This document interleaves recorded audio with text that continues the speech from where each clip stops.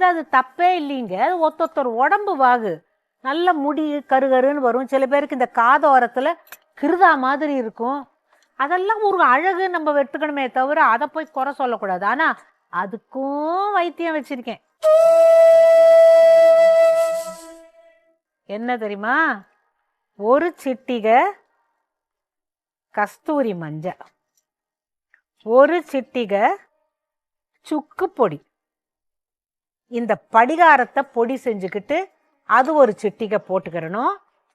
உப்பு ஒரு சிட்டிகை. உப்பு ஒரு சிட்டிகைன்னு உடனே உனக்கு ஞாபகம் வருது, எங்கள் ஊரில் பிள்ளைங்களுக்கு அப்பப்போ பேதி வந்துடும். அப்போ அங்கே ஒரு நர்ஸ் அம்மா ஒன்று வரும். அது என்ன தெரியுமா, ஒரு பாட்டாக சொல்லி கொடுத்துச்சு. மா, உன் பிள்ளைங்களுக்கு தண்ணி சத்து காயாமல் இருக்கணும்னா நான் ஒரு பாட்டு சொல்லித்தரேன், அதை மனப்பாடம் பண்ணிக்கு. அதை நீ கொடுத்தேன்னா பிள்ளைங்க அந்த தண்ணி சத்து காஞ்சி போச்சுன்னா தான் நீ ஆஸ்பத்திரிக்கு எடுத்துகிட்டு வரத்துக்குள்ளேயே அது பிள்ளைங்கள்லாம் உசுரே விட்டுரும்.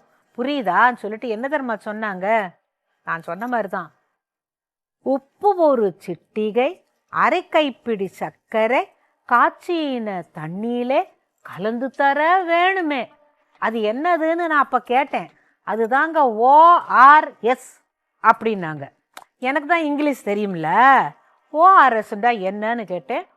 ஓரல் ரீஹைட்ரேஷன் சொல்யூஷன் அப்படின்னு சொல்லிட்டாங்க. இப்போ நான் ஏன் உங்களுக்கு சொன்னேன்னா, இந்த ஒரு சிட்டிகை உப்பு எடுக்கிற போது தான் அது நினைவுக்கு வருது. ஒரு பிள்ளைக்கு பேதி போச்சு, உடம்புல இருக்கிற தண்ணி சத்தெல்லாம் போயிடும். அப்போ நீங்கள் என்ன செய்யணும்? ஒரு சிட்டிகை உப்பு, ஒரு கைப்பிடி சர்க்கரை, காய்ச்சின தண்ணியிலே நல்லா கலந்து பிள்ளைய குடிக்க வச்சிடணும். இப்போ பெரியவங்களுக்கே கூட உடம்புல நீர் சத்து காஞ்சி போச்சுன்னாக்கா ரொம்ப கஷ்டம். காலெல்லாம் இழுத்துக்கும். இந்த கொரக்களி வாங்குறதும்பாங்களே, இருங்க இங்கிலீஷில் கிராம்ப்ஸும்பீங்களே, அதுதான். அதுக்கு என்ன செய்யணும்?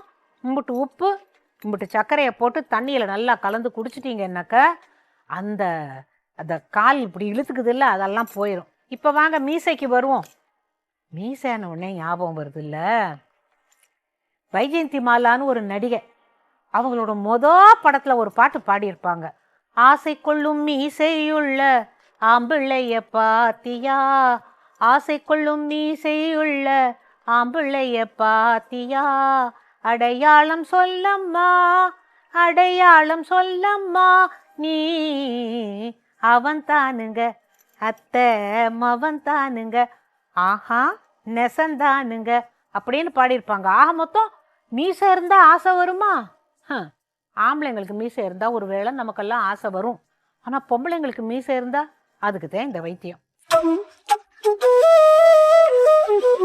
இப்போ இதில் ஒரு சிட்டிகை உப்பு போட்டேன்னா, ஒரு சிட்டிகை கஸ்தூரி மஞ்சள் போட்டாச்சு, ஒரு சிட்டிகை சுக்கு பொடி, அப்புறமா இந்த படிகார பொடி, இதையும் போட்டு இந்த எலுமிச்சம்பழ சாறு இருக்குல்ல, அதை கொஞ்சமாக 2 சொட்டு ஊற்றிட்டு, ஆனால் நான் முன்னாலேயே சொல்லிடுறேன், இது நீங்கள் மட்டும் அந்த மீசைக்கு தடவினீங்கன்னாக்கா கொஞ்சம் எரியும், பொறுத்துக்கிறணும் சரியா?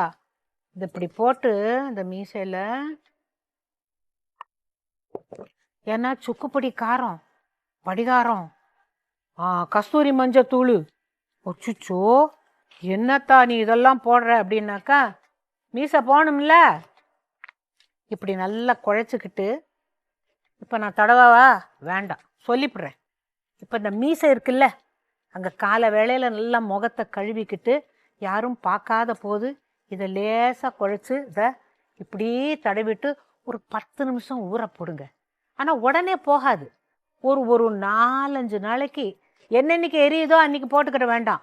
ஒரு நாள் விட்டு ஒரு நாள், இல்லாட்டா வாரத்துக்கு ஒரு வாட்டி இப்படி மெதுவாக போட்டிங்கன்னாக்கா இந்த கஸ்தூரி மஞ்சளுக்கும் படிகாரத்துக்கும் சுக்கு பொடிக்கும் இம்பிட்டு உப்புக்கும் அது அப்படியே லேசாக உதிர்ந்துடும். அப்புறம் வராது. திருப்பி வந்துச்சுன்னாக்கா இருக்கவே இருக்கு கையில் என்ன வைத்தியம். ஆக மொத்தம் மீசை தேவையில்லையா?